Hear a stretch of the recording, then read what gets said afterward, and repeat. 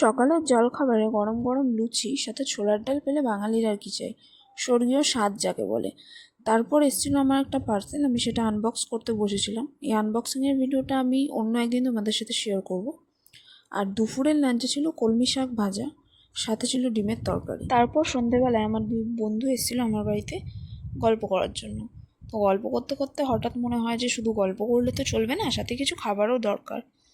সেই কারণে আমরা বসে পড়েছি এখানে। আমি পেঁয়াজ লঙ্কা সমস্ত কিছু কেটে চানাচুর দিয়ে ভালো করে মুড়িটা মাখছিলাম, আর ওদিকে একজন বানাচ্ছিল চা। আর এই হচ্ছে আমার বান্ধবী, মহান ব্যক্তি, যে নাকি কোনো কাজই করবে না, ও শুধু বসে বসে খাবে। ওকে বলেছিলাম ভিডিও করতে, ভিডিওটাও ঠিকমতো করতে পারিনি, ফোনটাকে নাচিয়ে নুচিয়ে সেই একাকার কাণ্ড। যাই হোক, এদিকে চা প্রায় রেডি, আর ওদিকে আমার মুড়ি মাখাও প্রায় কমপ্লিট। আমি এর মধ্যে একটু আমতেল দিচ্ছিলাম, কারণ আচার দিলে মুড়ি মাখার স্বাদটা একটু অন্যরকমই হয়ে যায়।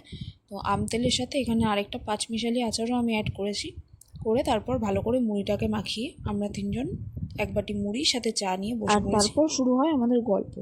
গল্প করতে করতে যে কখন অনেকটা সময় শেষ হয়ে যায় সেটা আমরা বুঝতেই পারি না। যাই হোক, তারপর আমি বসে পড়েছিলাম রাতে ডিনার করতে। ডিনারে ছিল পান্তা ভাত সাথে আলু ভাজা। এরপর রাত 11টার সময় আমি আর আমার বান্ধবী যাচ্ছি, আর রাস্তায় দেখো একটা লোকজন তো দূরে থাক, একটা কুকুরও পর্যন্ত নেই। এই অন্ধকার রাস্তা দিয়ে আমরা যাচ্ছি, আরও কয়েকজন আসবে। তো আমরা সবাই কোথায় যাচ্ছি, কি করতে যাচ্ছি, সেটা তোমাদের শেয়ার করবো নেক্সট পার্টে। তো নেক্সট পার্ট দেখার জন্য চ্যানেলটাকে সাবস্ক্রাইব করে রাখো। আর এই ভিডিওটা কেমন লাগলো কমেন্ট করে জানিও সবাই। Thanks for watching.